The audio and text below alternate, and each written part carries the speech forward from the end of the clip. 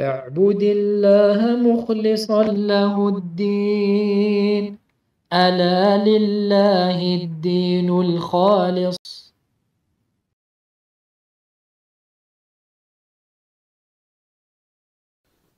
إن الحمد لله نحمده ونستعينه ونستغفره ونعوذ بالله من شرور أنفسنا ومن سيئات أعمالنا، من يهده الله فلا مضل له ومن يضلل فلا هادي له، وأشهد أن لا إله إلا الله وحده لا شريك له، وأشهد أن محمدا عبده ورسوله صلى الله عليه وعلى آله وصحبه وسلم. يا أيها الذين آمنوا اتقوا الله حق تقاته ولا تموتن إلا وأنتم مسلمون.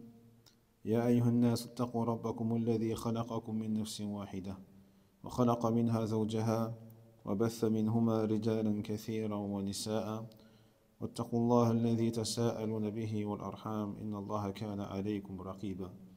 يا أيها الذين آمنوا اتقوا الله وقولوا قولا سديدا يصلح لكم أعمالكم ويغفر لكم ذنوبكم، ومن يطع الله ورسوله فقد فاز فوزا عظيما. أما بعد، فإن أصدق الحديث كتاب الله، وخير الهدي هدي محمد صلى الله عليه وسلم، وشر الأمور محدثاتها، وكل محدثة بدعة، وكل بدعة ضلالة، وكل ضلالة في النار.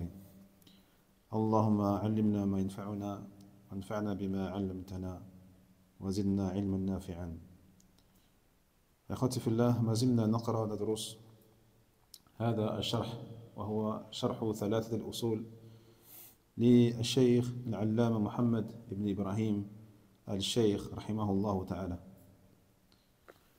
ووصلنا إلى خاتمة هذه الرسالة، وأقرأ من قوله: وأرسل الله جميع الرسل مبشرين ومنذرين. الحمد لله رب العالمين، والصلاة والسلام على نبينا محمد وعلى آله وصحبه أجمعين. قال المؤلف رحمه الله: وأرسل الله جميع الرسل مبشرين ومنذرين. والدليل قوله تعالى: رسولا أحسن الله إليكم، رسلا مبشرين ومنذرين لئلا يكون أحسن الله إليكم لئلا يكون للناس على الله حجة بعد الرسل، وأولهم نوح عليه السلام، وآخرهم محمد صلى الله عليه وسلم، وخاتم النبيين لا نبي بعده. والدليل لا نبي بعده أحسن الله إليكم لا نبي بعده. والدليل قوله تعالى: ما كان محمد أبا أحد من رجالكم ما كان محمد أبا أحد أحسن الله إليكم ما كان محمد أبا أحد أحسن الله إليكم ما كان محمد أبا أحد من رجالكم ولكن رسول الله وخاتم النبيين.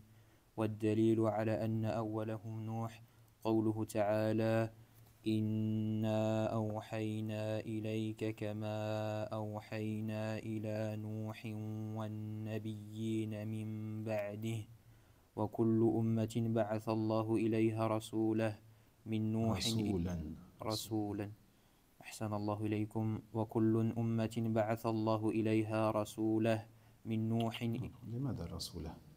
رسولا أحسن الله إليكم وكل أمة بعث الله إليها رسولا من نوح إلى محمد يأمرهم بعبادة الله وحده وينهاهم عن عبادة الطاغوت.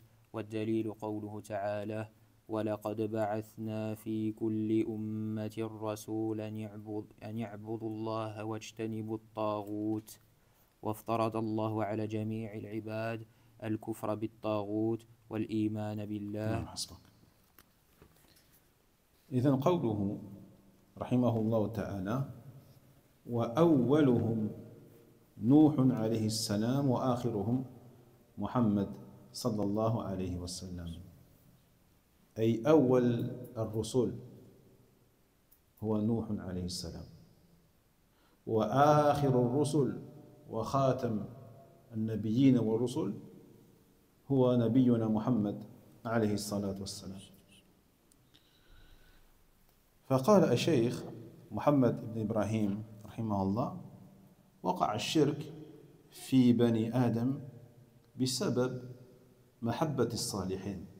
وذكرنا في درسنا الماضي قصة هؤلاء الصالحين وقصة يعني قومهم، وهو قوم نوح عليه السلام. وذكرنا إن من أسباب حدوث الشرك في الأرض بعد 10 قرون بعد آدم عليه السلام هي البدعة، البدعة في الدين. طيب، وكذلك محبة الصالحين، يعني المحبة زائدة، المحبة الزائدة، وإلا فمحبة الصالحين يعني هي قربة من قربات على المؤمن أن يحب الصالحين. طيب، فمحبة الصالحين قربة، وطبع يرجع إلى لين أيضا. لكن هؤلاء فعلوا ما ليس من شرط المحبة، فتردد إلى القبور أي إلى قبور الصالحين ليس من شروط المحبة للصالحين. طيب، ولا تصوير، يعني تصوير أجسام هؤلاء الصالحين وأجسام الأنبياء أجسام الرسل، لا، هذه بدعة في الدين. وإلا فالمحبة في القلوب والحث على طريقتهم ونحو ذلك هذا جائز ولا بأس به، بل هو من قربات.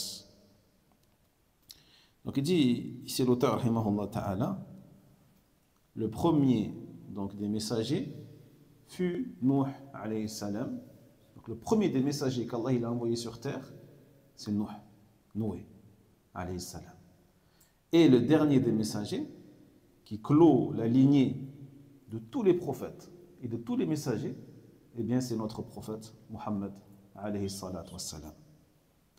Taïb, on avait mentionné la semaine dernière l'histoire du peuple de Nuh.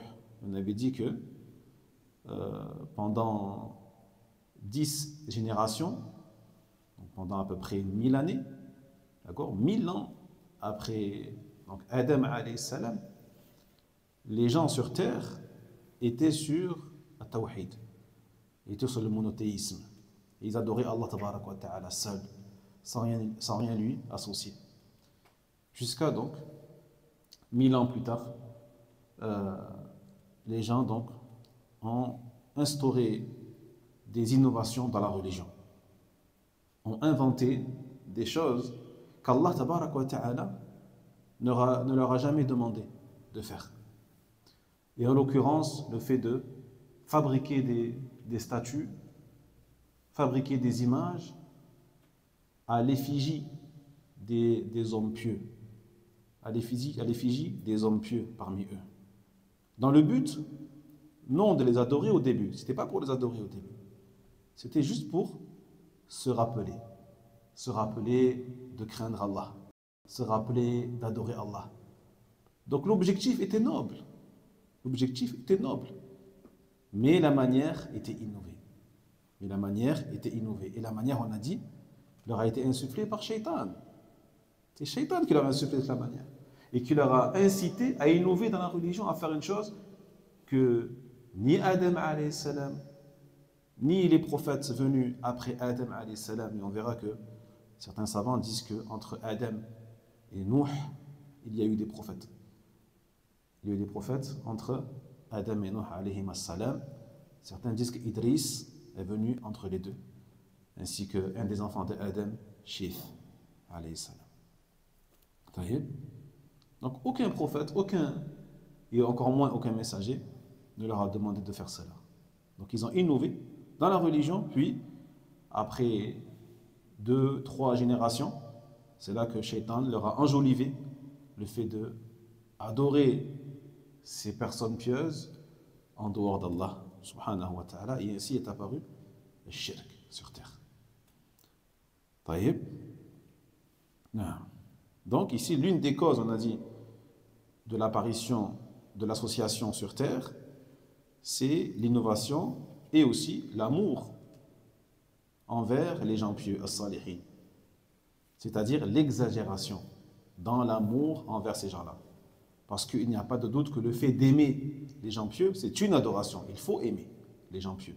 Les croyants doivent ressentir de l'amour pour les personnes pieuses, les vertueux, les gens bien. Cela fait partie des choses qui te rapprochent d'Allah tabarak wa ta'ala, sans aucun doute. Taïb. Mais le fait de visiter leur tombe, hein, le fait de fabriquer des images, de dessiner des peintures, comme beaucoup y font. D'accord? Ils font des portraits des gens pieux, et ils les accrochent dans leur maison ou dans la ville, sur les murs. Taïb. Ceci est interdit en islam. Et ceci rentre dans l'exagération, dans l'amour pour ces gens-là. Taïb. Tu dois les aimer, mais cet amour-là doit rester dans ton cœur et s'illustrer à travers ton suivi de ces gens-là. C'est comme ça que tu vas prouver ton amour pour eux. C'est pas en sculptant des statues à leur effigie et à côté à commettre des péchés ou à prendre un chemin qui n'est pas le leur. Déjà rien que le fait de sculpter des statues ou de faire des images à leurs effigies, cela est contraire à leur voie. Donc toi tu veux prouver ton amour pour eux en faisant une chose qu'ils n'aiment pas. En faisant une chose qu'ils n'aiment pas. Donc l'être humain est très souvent contradictoire. Donc si tu veux prouver ton amour pour ces gens-là, respecte leur chemin et respecte leur façon d'adorer Allah tabarak wa ta'ala. Donc al-mahabba fil qalb. L'amour est dans le cœur et dans le fait de suivre leur chemin et d'encourager les autres à suivre leur chemin, et ainsi de suite. ثم قال رحمه الله وآخرهم محمد صلى الله عليه وسلم. فمحمد ابن عبد الله عليه الصلاة والسلام هو آخر رسول أرسل إلى أهل الأرض كما قال تعالى ما كان محمد أبا أحد من رجالكم ولكن رسول الله وخاتم النبيين. والقصد من ذلك قد دل الكتاب والسنة والإجماع على أنه لا نبي بعده عليه الصلاة والسلام.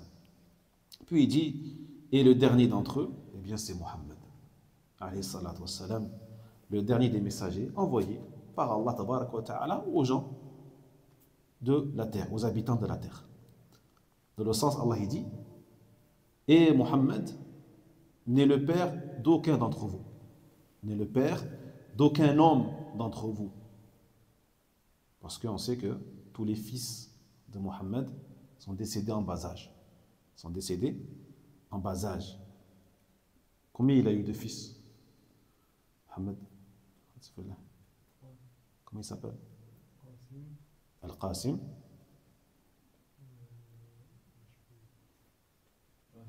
Ibrahim, un chacun. Al-Qasim, Ibrahim, troisième. Ah, subhanallah. Il n'a eu que 3 fils. Si on ne connaît pas les 3, hein? At-Tahir. Et comment il s'appelle aussi?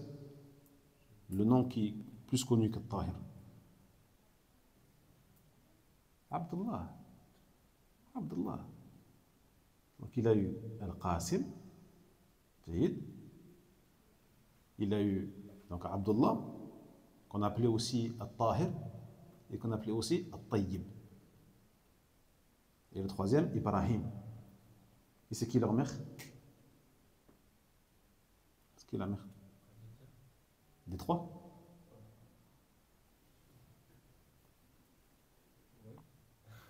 Oui. Non. Khadija, c'est la mère de Al-Qasim et d'Abdullah. C'est qui la mère d'Ibrahim? ماريا. نعم ماريا القبطية. ماريا القبطية. طيب. Il y avait aussi 4 filles. Comment s'appelaient les 4 filles? يا إخوة هذا من أصول الدين. Ça c'est l'un des 3 fondements de la religion qu'on est en train d'étudier. Le premier fondement, معرفة الله, et معرفة العبد ربه, que le serviteur connaît son Seigneur subhanahu wa ta'ala. Le deuxième, معرفة دين الإسلام, que l'on connaisse c'est quoi l'islam. Et le troisième, c'est معرفة نبينا محمد صلى الله عليه وسلم, que l'on connaisse notre prophète. Et parmi les choses qu'on doit savoir pour le connaître, c'est quand même combien d'enfants il a eu, les garçons, les filles, ça en fait partie. Ça en fait partie.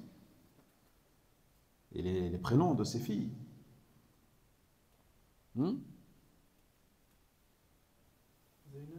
Zainab.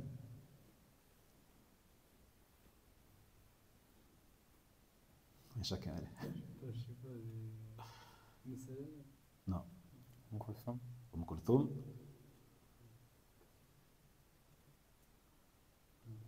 Ruqayya. À la dernière là. Aïcha. Oui. بنات وبنات بنات ليس زوجات. Fatima. Subhanallah. Et c'est qui leur mère?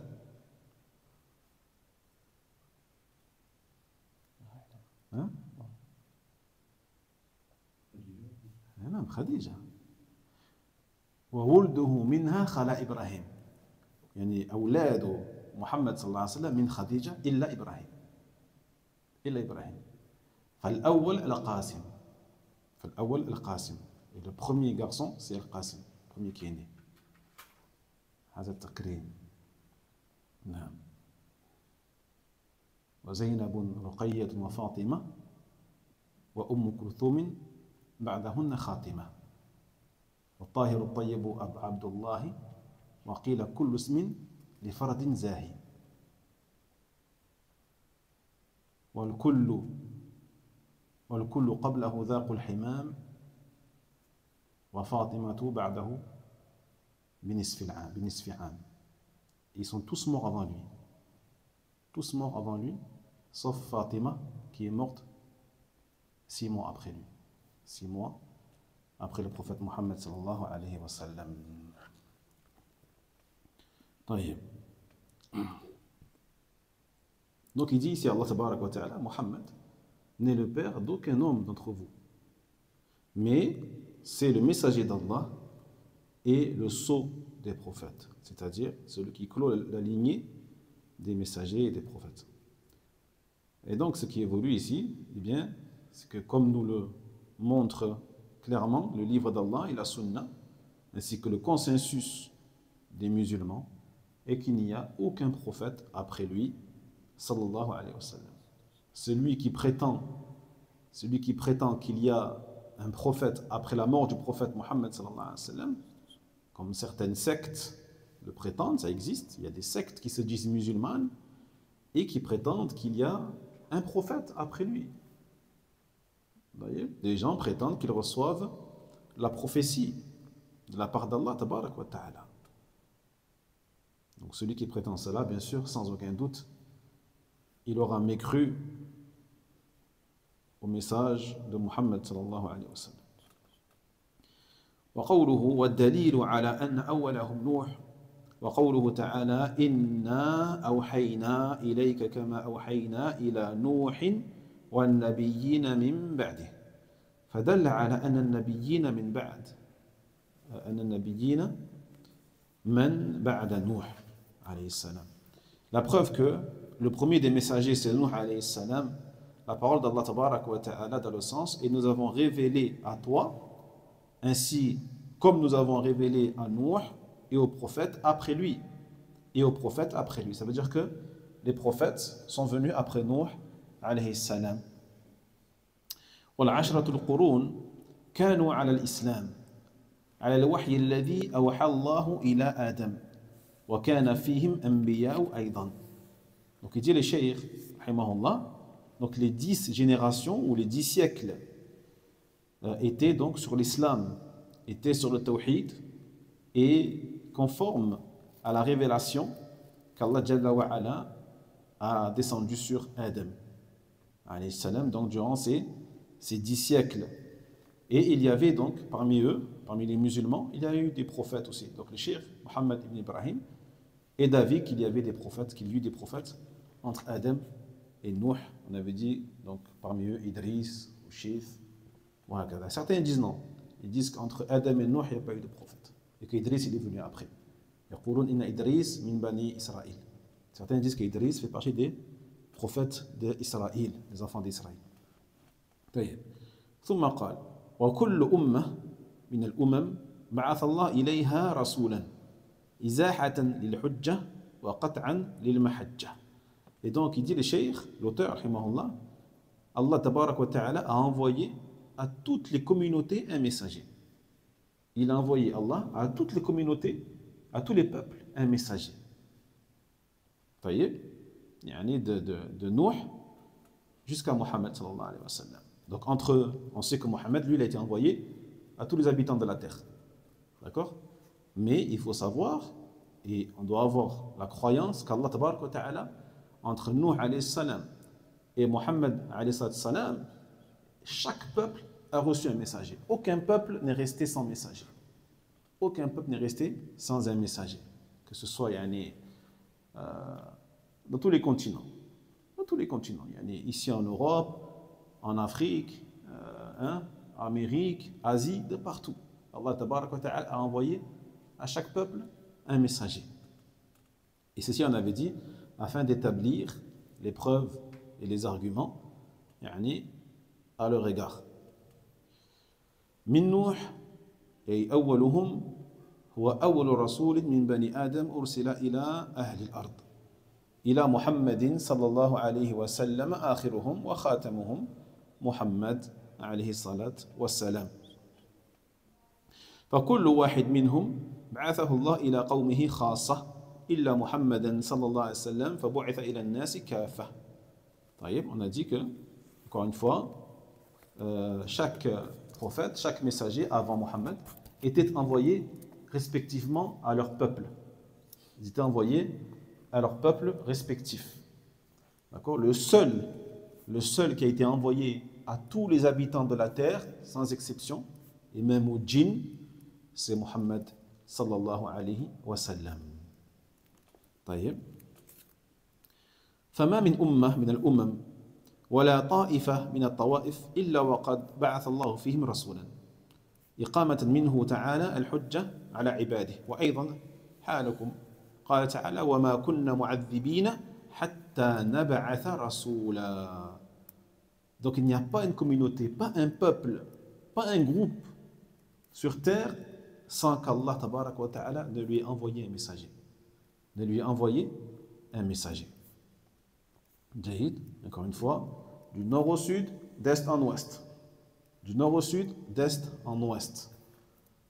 Taïb, même les gens aujourd'hui qui sont qui ne suivent aucun livre, et ça existe encore aujourd'hui des gens qui ne suivent aucun livre, Taïb, qui adorent encore des idoles, des statues, qui adorent des objets, qui adorent même des animaux, qui adorent des étoiles, qui adorent des planètes, qui adorent des astres.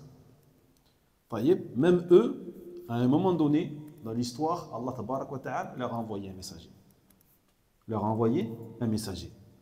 Et comme vous savez, beaucoup ont été tués, beaucoup ont été expulsés de leur peuple, beaucoup ont été torturés et démentis.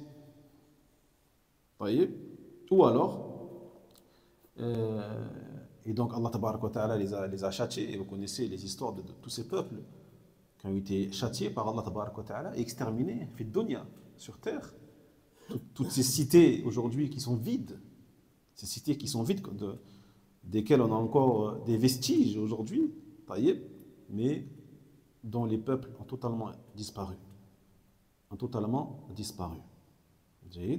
Ou alors, après des générations, Shaitan leur a enjolivé du shirk vis-à-vis de ses prophètes. Ils en ont fait un dieu, c'est devenu un dieu, comme comme le font aujourd'hui les chrétiens vis-à-vis d'Isa alayhi salam. Vous voyez?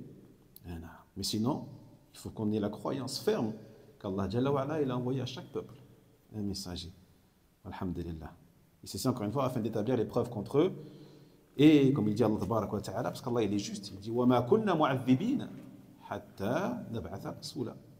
Et nous ne châtions pas avant que nous ayons envoyé un messager. Avant que nous ayons envoyé un messager.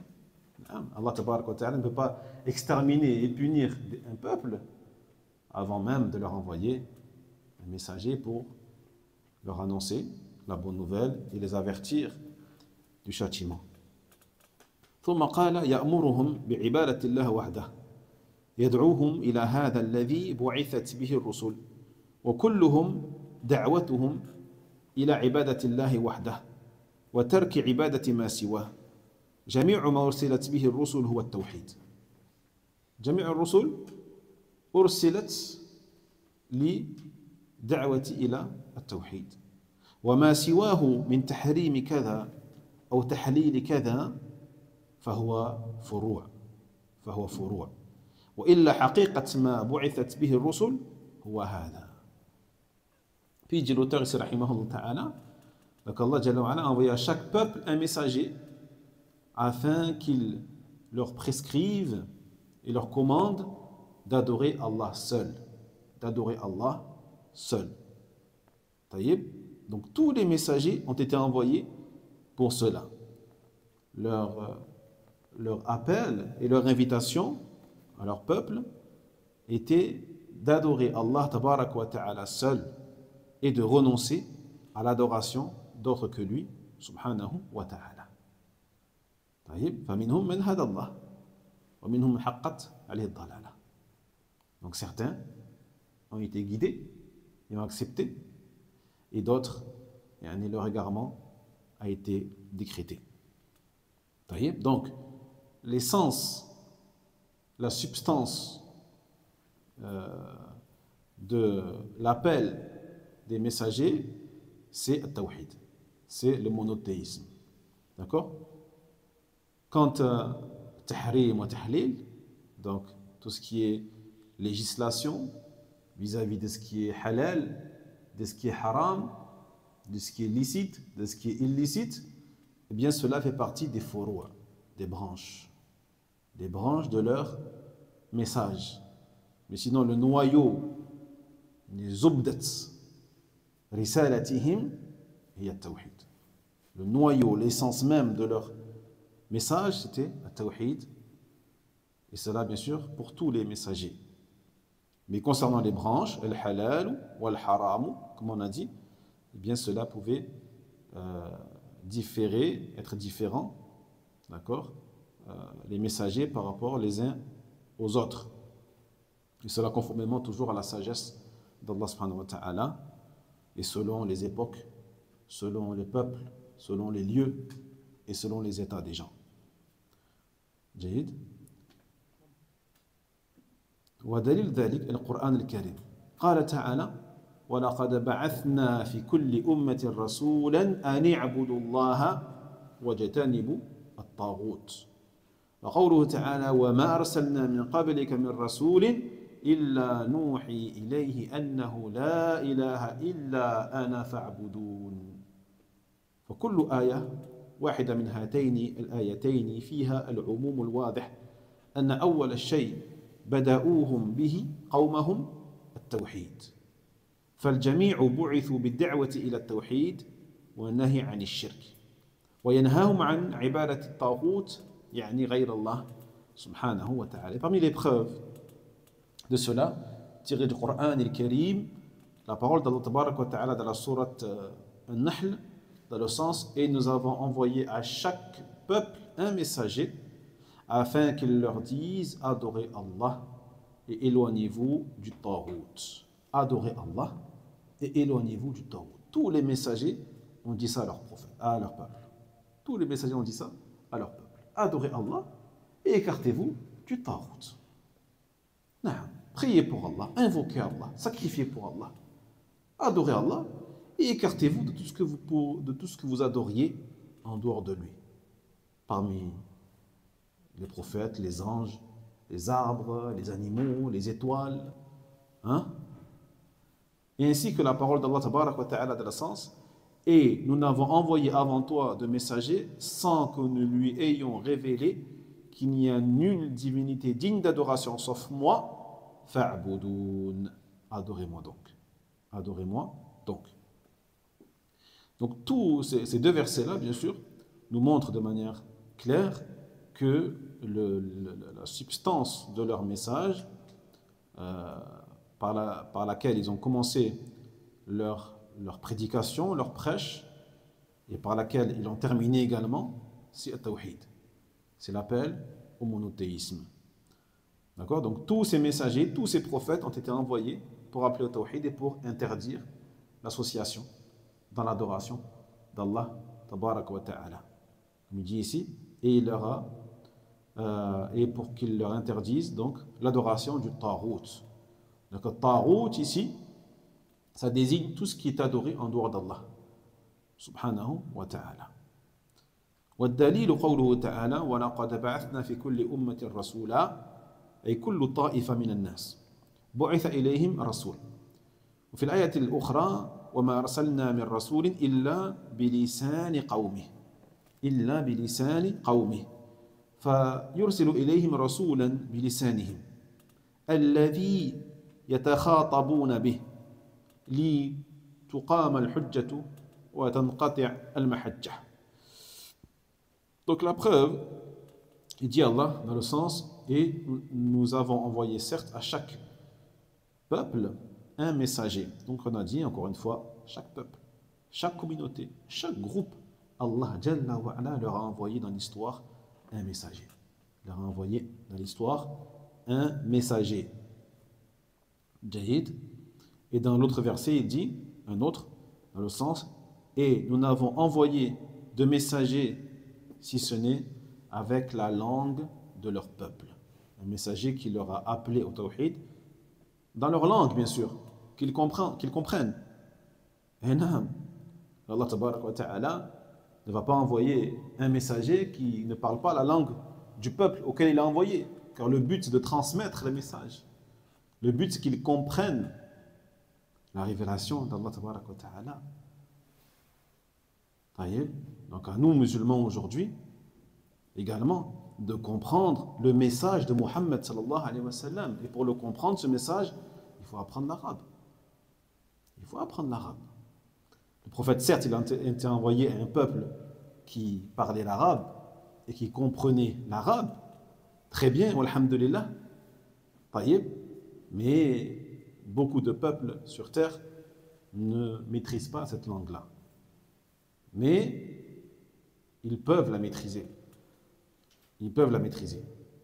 Car Allah tabarak wa ta'ala, s'il a descendu le Coran et s'il a choisi un messager arabe parmi tous les peuples qui existaient, ça veut dire que tout le monde sur terre peut apprendre cette langue-là. Peut l'apprendre, facilement. Facilement, à condition bien sûr d'être sincère et de faire les efforts nécessaires. Donc c'est une obligation pour chaque musulman d'apprendre la langue, cette langue-là, avec laquelle il va pouvoir comprendre le message. Comme on a dit ici, Allah tabaraka wa ta'ala, il n'a pas envoyé un messager si ce n'est avec la langue de leur peuple, afin qu'ils comprennent le message. Donc le but c'est de comprendre ce qu'on est en train de lire ou de réciter de la parole d'Allah tabaraka wa ta'ala. Donc il a renvoyé un messager qui parle leur langue afin qu'il échange avec eux et qu'il leur transmette le message d'Allah tabaraka wa ta'ala et afin que la preuve soit établie. فَقَوْلُهُ أَنِ اعْبُدُوا اللَّهَ et afin qu'ils leur disent adorer Allah, c'est-à-dire اعْبُدُوا اللَّهَ وَحْدَهُ وهو معنى وحد الله. فمعنى اعْبُدُوا اللَّهَ أي وحد الله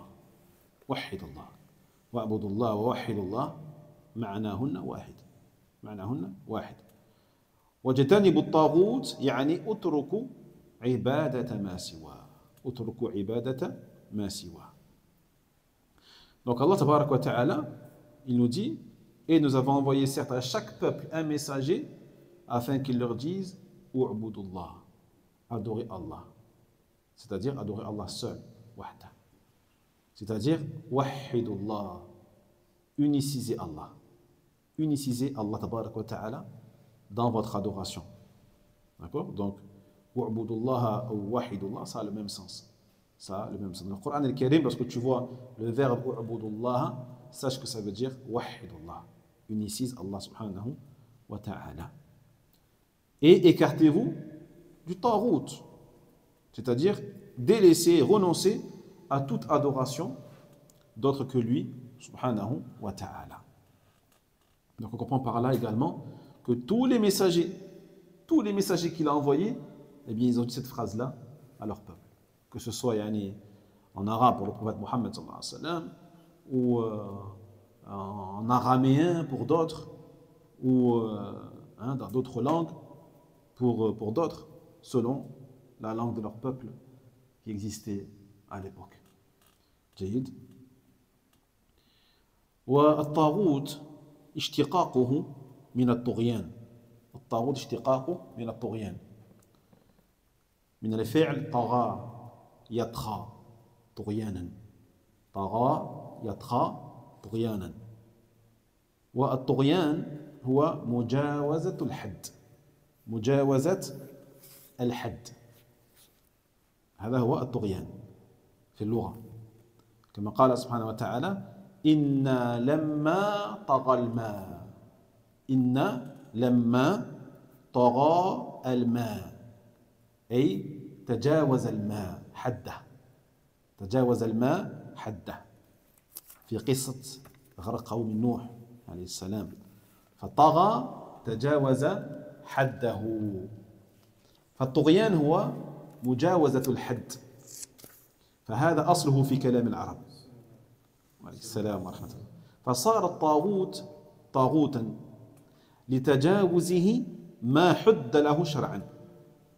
صار الطاغوت طاغوتا لتجاوزه حده أو ما حد له شرعا إلى أن كان كذا أو كذا مما يأتي بيانه بإذن الله سبحانه وتعالى. Donc le taghut, que l'on va étudier après également, ce mot, tout d'abord il est dérivé du mot at-tughyan. At-tughyan, donc, dont est tiré également le verbe tagha, yatra tughyanan, qui signifie le dépassement de la limite ou le franchissement de la limite. Le franchissement de la limite. طيب هذا هو الطغيان. Donc الطاغوت, ça vient de là. Ça vient de ce mot الطغيان qui veut dire le dépassement de la limite. Comme il dit Allah tabarak wa ta'ala dans le sens lorsque l'eau a dépassé sa limite. Inna lamma tagha al-ma. En parlant de l'histoire du déluge du peuple de Nuh alayhi salam, parce qu'Allah tabarak wa ta'ala les a noyés. Donc comment Allah les a noyés? Eh bien en faisant que l'eau dépasse la limite sur terre, ce qui a provoqué donc la noyade de ce peuple. Jayid. Donc ici Allah il a utilisé le verbe tagha. Donc ça vient de là, at-taghut. Ça vient de at-tughyan qui veut dire le dépassement de la limite. Donc at-tughyan, dépassement de la limite. Ça c'est donc l'origine dans la langue arabe. Donc un taghut, il deviendra taghut lorsqu'il aura dépassé sa limite. Lorsqu'il aura dépassé sa limite religieusement jusqu'à devenir un taghut. Jusqu'à être un taghut. Pourquoi? Parce qu'il a dépassé la limite qu'Allah tabarak wa ta'ala lui a légiféré dans la religion. Comme on verra plus tard, insha'Allah ta'ala. ثم في كلمة واجتنبوا أبلغ من اتركوا. اجتنبوا أبلغ وأشد من فعل اتركوا. يعني اتركوا وكونوا في جانب بعيد.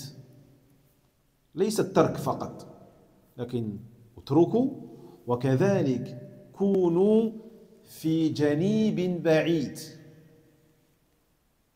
من الشرك بالله سبحانه وتعالى مثل وجنوبني. طيب كما قال الله سبحانه وتعالى في سورة إبراهيم وإذ قال إبراهيم رب اجعل هذا البلد آمنا وجنوبني وبني أن نعبد الأصنام أي وجعلنا بعيدين من عبادة الأصنام فلا بد من تركه والبعد عنه كله مزيد تباعد عن الشر. Puis il dit Allah Tabarak wa Ta'ala afin qu'ils leur disent adorez Allah et écartez-vous du Tarout. Donc on remarque ici qu'Allah Tabarak wa Ta'ala il a utilisé le verbe ijtanaba qui veut dire s'écarter et se mettre à l'écart de quelque chose. Se mettre à l'écart, à une distance conséquente entre toi et la chose. D'accord? De mettre une distance conséquente entre toi et la chose. Jahid. Et il n'a pas dit utruku, yani délaisser, renoncer au tarout, mais plus que ça, il a dit écartez-vous. Mettez une distance entre vous et le tarout. Restez loin, ne vous approchez pas. Ne vous approchez pas. Ne faites pas les causes qui pourraient vous mener vers cela. Voyez? Et d'ailleurs, c'est pour cela qu'Allah Tabaraka wa Ta'ala, parmi les causes qui nous permettent de nous éloigner du tarout, eh bien de ne pas innover dans la religion. De ne pas innover dans la religion. Car comme on a dit, une innovation peut apparaître et être peut-être légère vis-à-vis d'Allah Tabaraka wa Ta'ala, ou insignifiante aux yeux des créatures, mais elle peut grandir jusqu'à devenir du shirk. Donc il faut garder une distance entre toi et ce shirk ou ce tarout. Comme il a dit Ibrahim alayhi salam, pourtant Ibrahim qui est le père des prophètes, le père des messagers, qu'est-ce qu'il a demandé à Allah? Dans le sens, Allah dit, et lorsque Ibrahim a dit, ô Seigneur, fais que cette cité soit sûre et éloigne-moi, ainsi que mes enfants, de l'adoration des idoles. Éloigne-moi.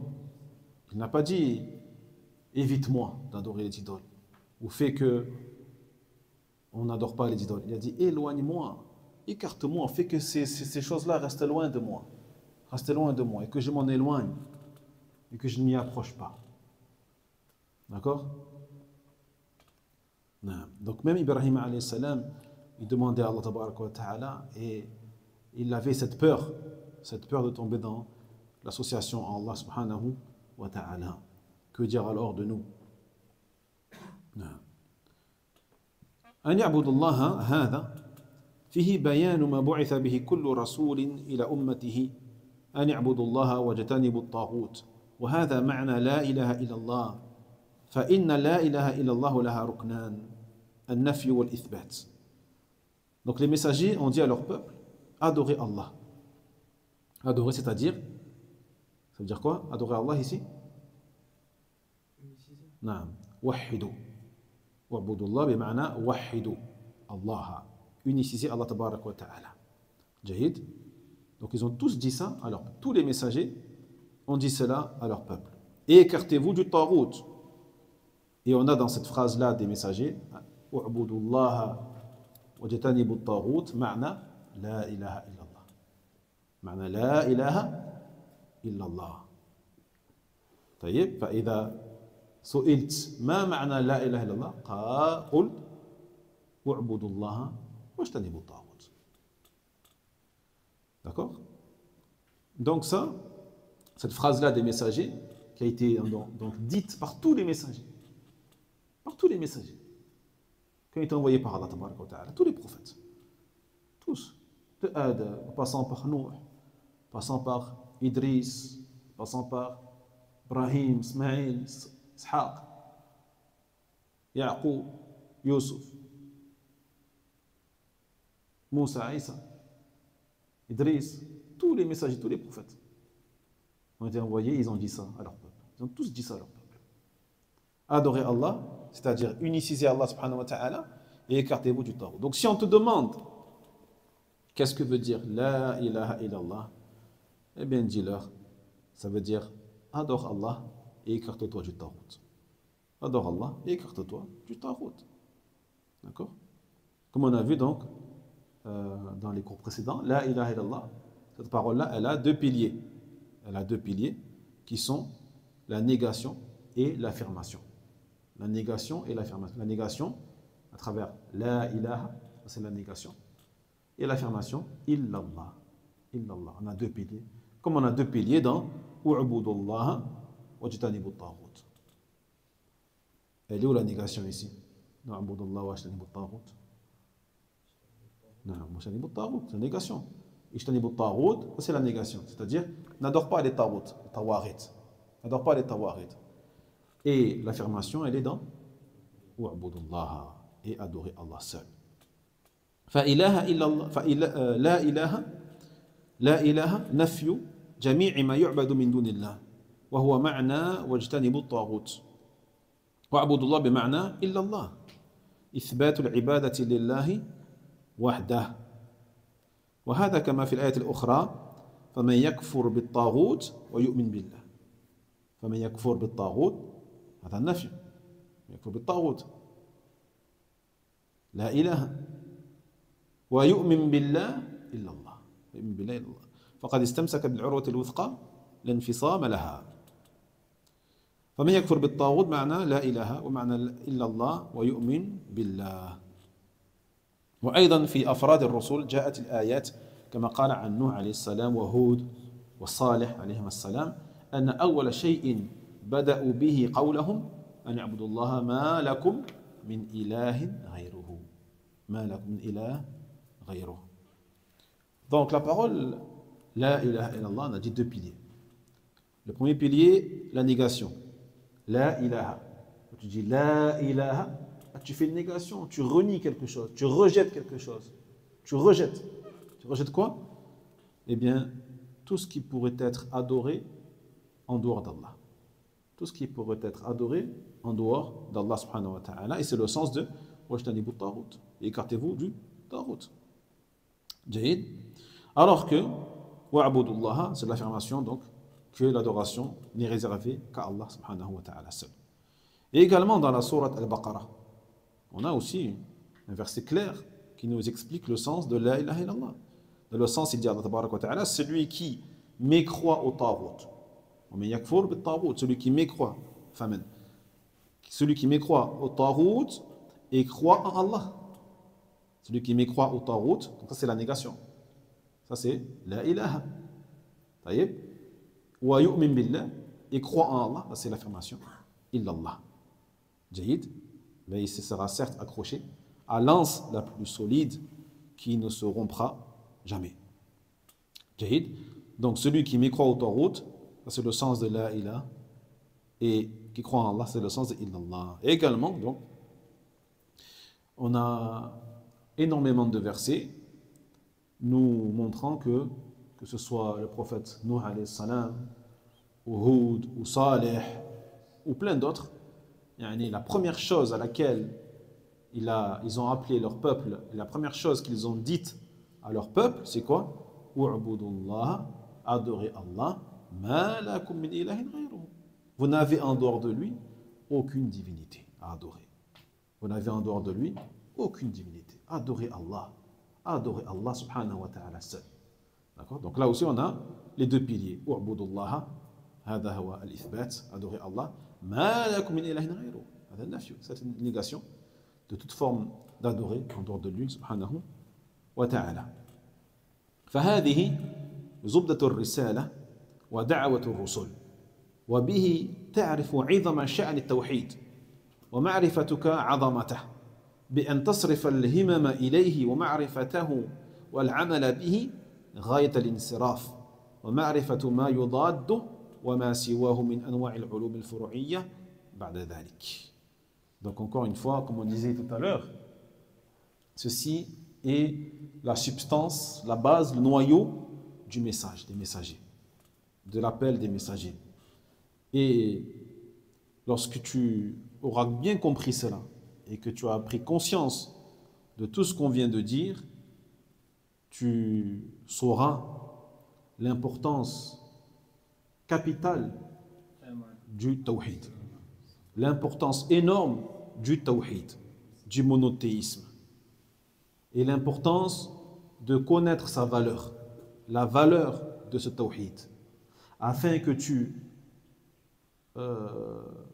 focalises ton esprit, tu focalises tes efforts dans le fait non seulement de le connaître, d'étudier ce qu'est tawhid, d'apprendre ce qu'est tawhid et de l'appliquer de la manière la plus complète possible, la plus parfaite possible.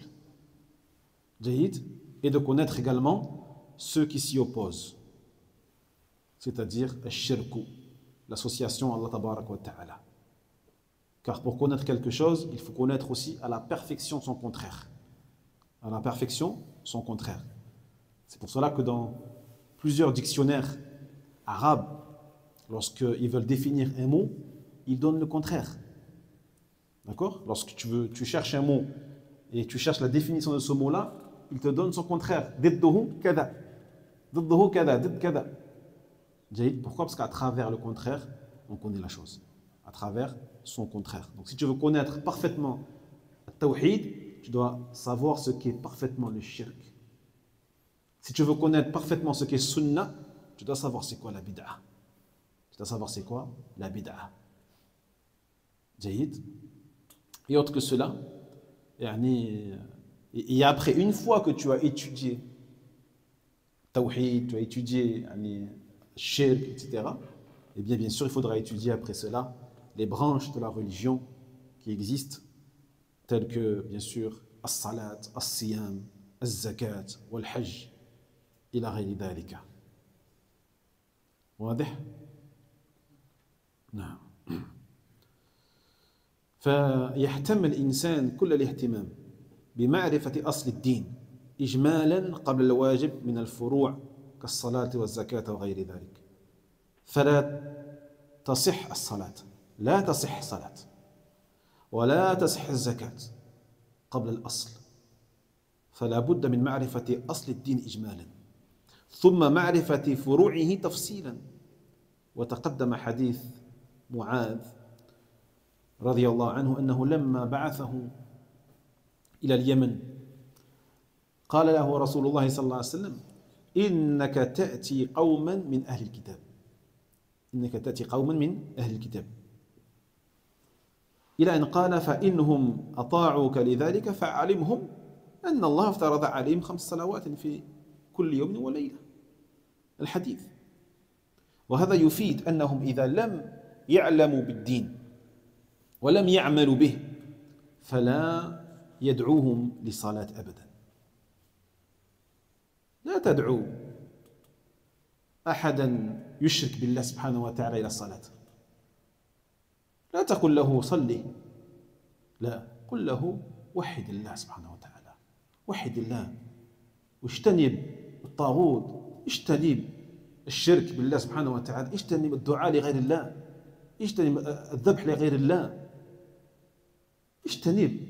ثم قل له إذا أطاعوك لذلك، إذا ترك عبادة ما سوى الله جل وعلا، قل له صلي الآن، صلي الحمد لله، صلي، زكي، تصدق، طيب، حج، صوم. نعم.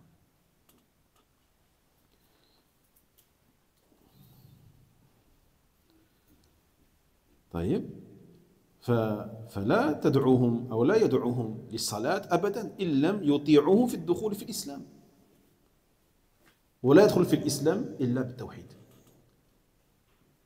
لا يدخل أحد في الإسلام إلا بالتوحيد، وإلا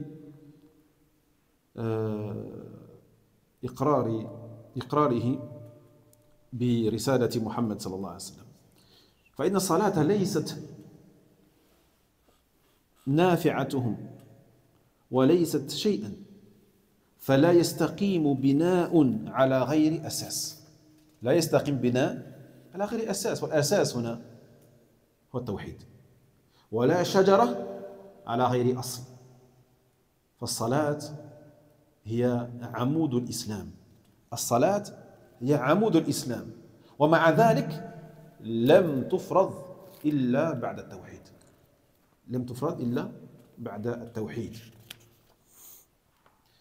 Donc l'individu se doit d'accorder une importance extrême dans la connaissance de la base de la religion, de manière générale.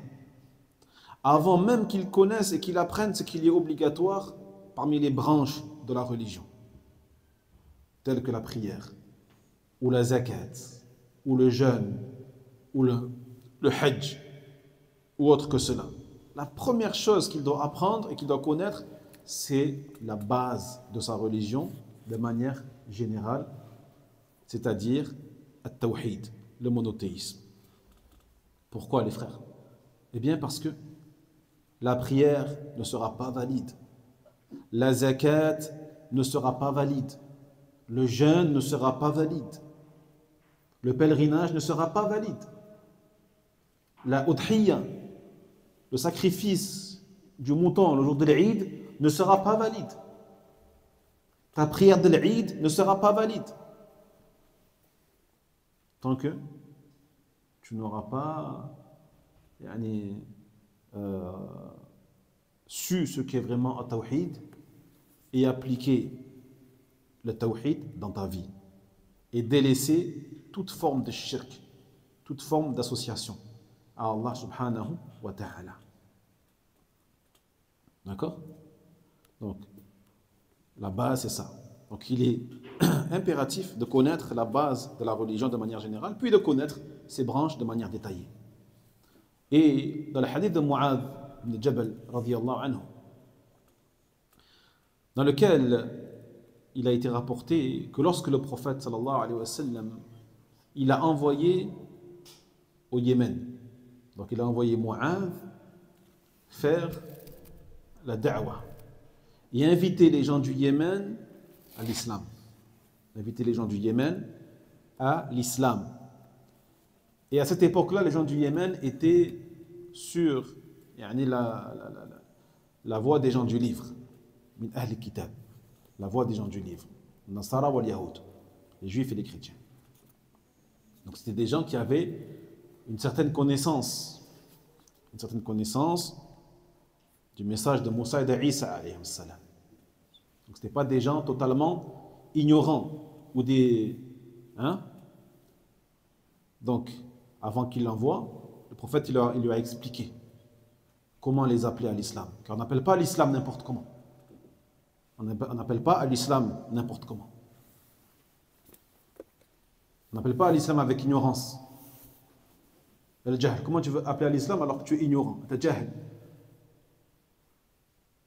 Il faut la science, il faut la sagesse, il faut la pédagogie, il faut la maturité, il faut être apte à faire cela. C'est pas n'importe qui. Là, on parle de ceux qui vont parler à leur peuple, à des peuples entiers, à des gens, à des dignitaires, des hauts placés. Quand tu vas envoyer Foulan ou Foulan, non, tu vas envoyer ceux qui sont aptes et compétents en la matière. Jaïd. Donc dans le hadith, il lui dit, le prophète, avant qu'il parte, il lui dit, tu vas rencontrer des gens parmi les gens du livre. Parmi les gens du livre. Donc fais attention. Fais attention à ce que tu vas dire et à ce qu'eux ils vont te répondre. Prépare-toi alors à répondre à leurs shubuhat. Prépare-toi. Et regardez qu'est-ce qu'il lui dit.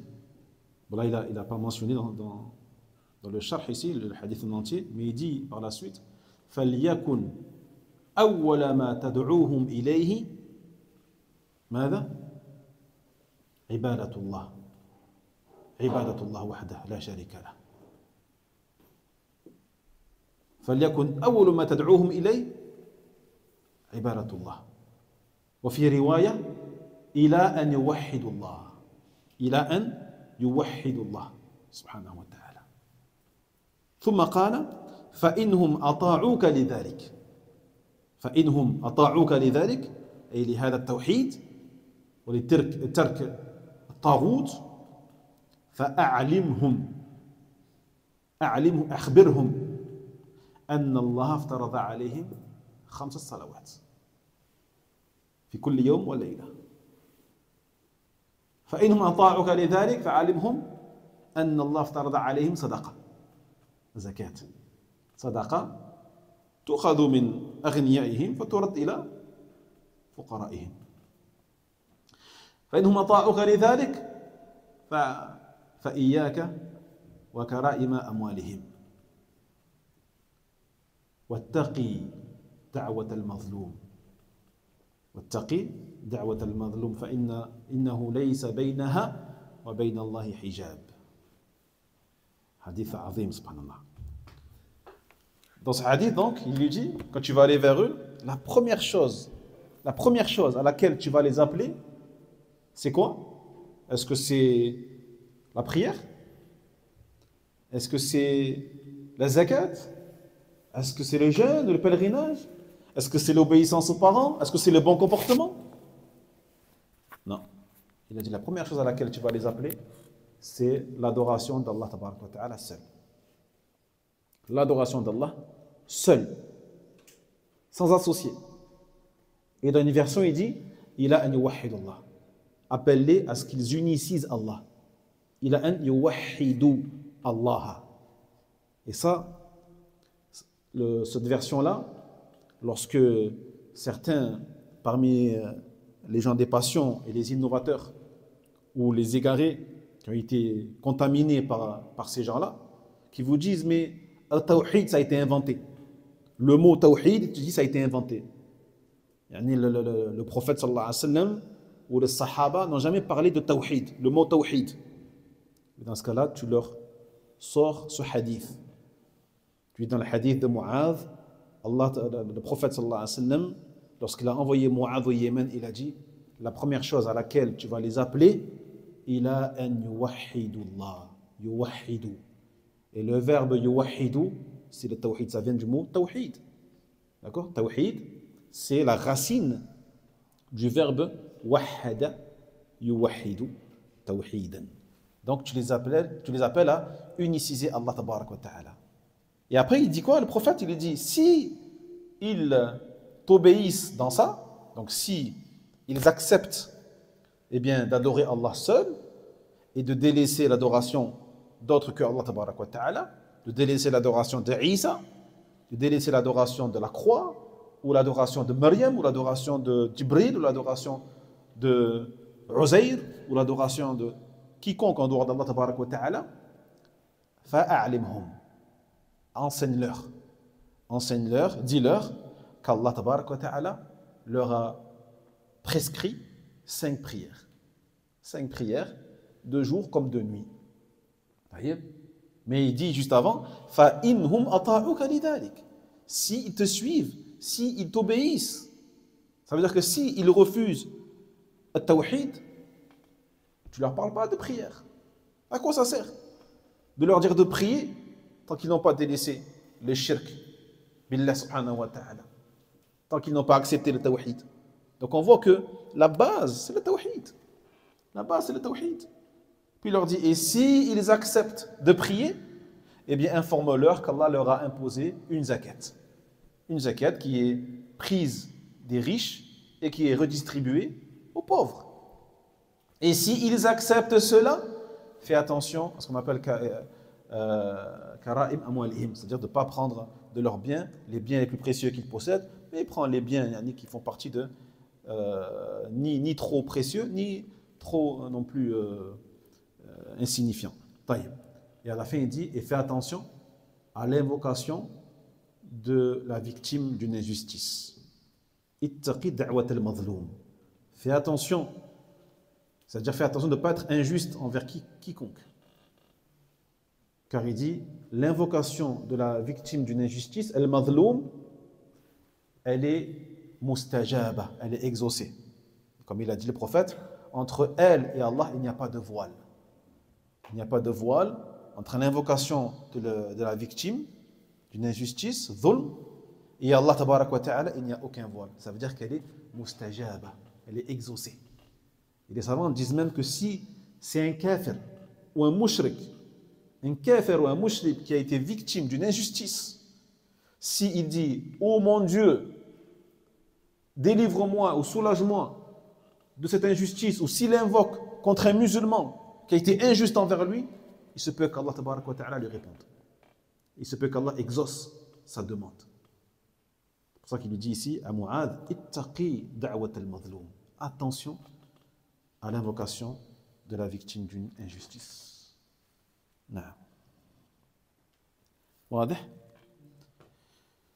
Donc, regardez ici, on n'appelle pas les gens ni à la prière, on n'appelle pas les gens ni à la zakat, on n'appelle pas les gens ni au hajj, ni au bon comportement, ni à sacrifier le mouton de l'Eid, ni à prier salat l'Eid, ni à jeûner Ramadan, tant que la personne n'a pas accepté le tawhid.